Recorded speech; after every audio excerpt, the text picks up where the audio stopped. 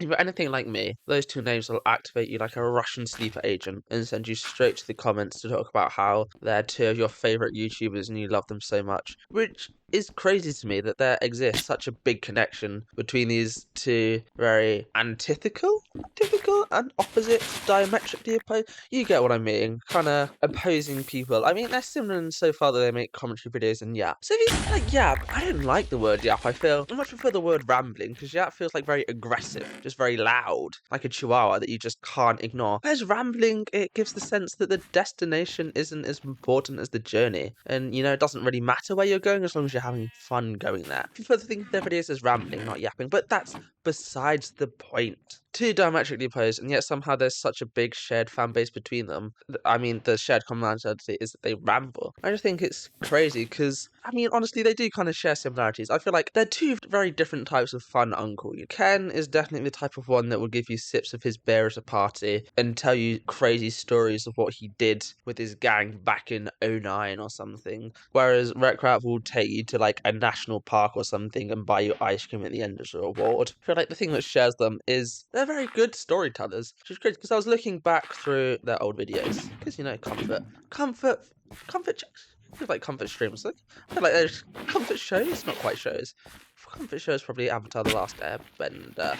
But again, off topic. Actually, ooh, yeah, I don't watch streamers. Anyway, I feel like Comfort Channel. Again, I was just watching his old videos, and it's interesting to see how little Rekrap's content has changed. I feel he's making very similar stuff with like the Echo Craft videos and things, and then that blew up for like no apparent reason, and he's kind of set. I think honestly his videos have gone cleaner and better, but his personality has very much been the focus. I don't know where I'm going with this. I'm just saying I liked his older videos and I feel his personality hasn't changed and he's kind of not corporatized. And I think that's actually a good way of putting it. They both feel like incredibly niche YouTubers despite being very large in their own respective space. They each have like 1 million subs. So they're getting hundreds of thousands of views. And yet they still feel like just one of you there. They still feel on that same level in terms of video style and things. They just feel like a friend you ought to hang out with, nothing more than that. And I kind of a problem with bigger channels is that they kind of start to corporatize and become the personality doesn't become the content, which I think take things like Game Theory, whatever, after MatPat left.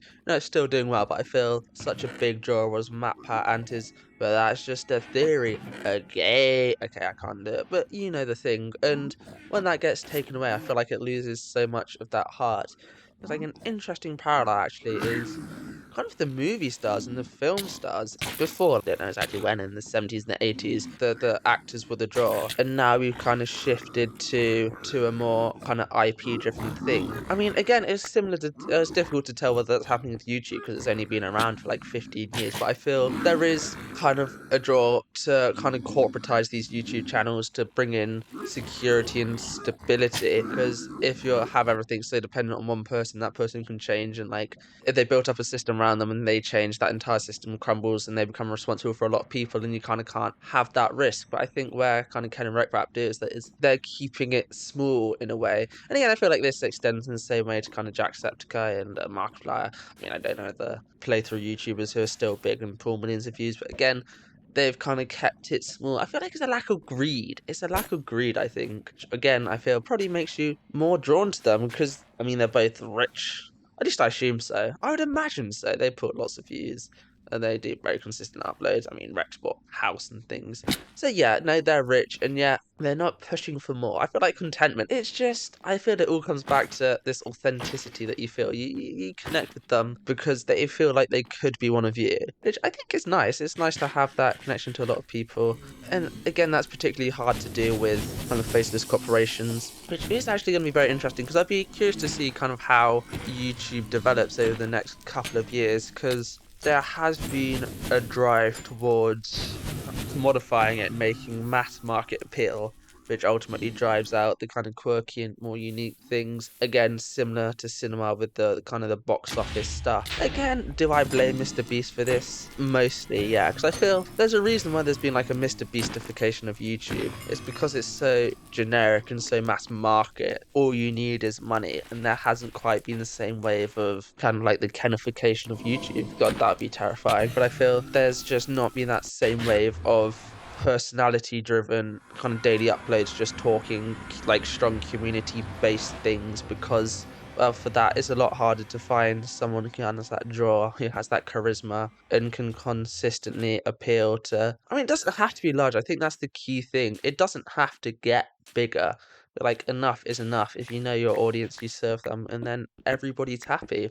Going back to what I said earlier about how I think YouTube will look in the next 15 years or so, I honestly see I don't think it's going to be possible for like a quote unquote canification because of the way that YouTube is kind of pushing towards this mass market thing. Essentially, it needs to make more money. I feel you can't have a flat line just because of the way that people are terrible and all they want is money and growth and power and fame and everything the world has to offer, where King Roger has left it. King Roger? King Goldie Roger. Sorry. Fuck, I have totally lost myself. No, I haven't. I remember where I am. People are terrible. I feel like it's interesting because it's going to be so intriguing to see where or how this affects the development of similar type channels in the future.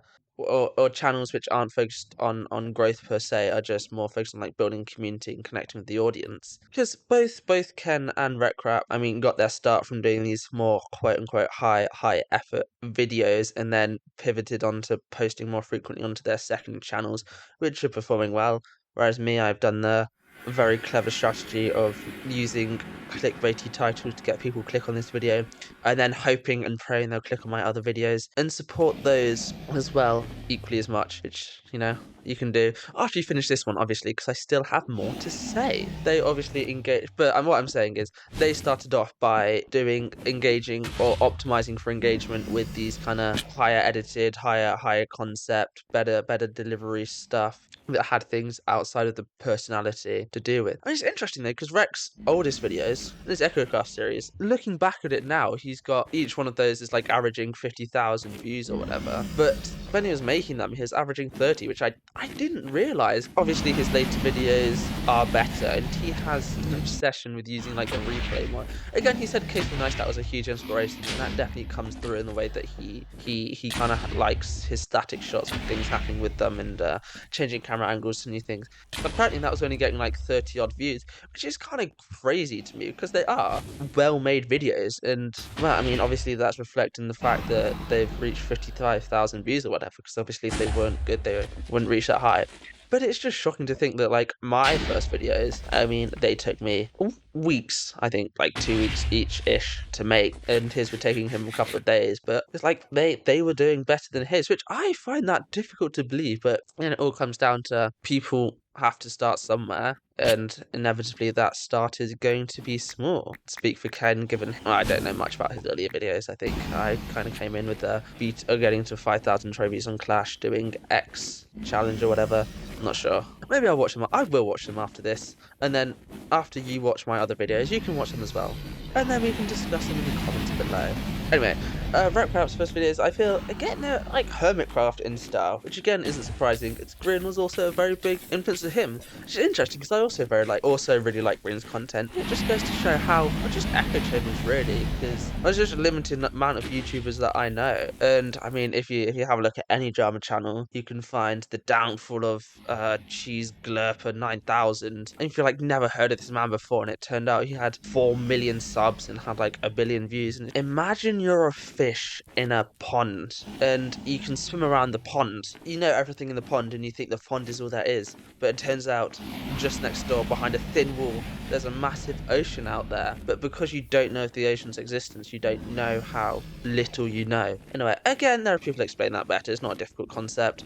Essentially, little fish, little pond, but the pond is billions of people and lots of them tangential, unrelated to the main point. Fuck, I forgot what my point was now. Something about. Oh, yes, small world, small world. You occupy a small world, but it's actually a very big world. And echo chambers as well. And then, if you think about it, also SB737. I was watching him with like the 100 days stuff, the 1,000 days stuff before he got invited onto Lifesteal.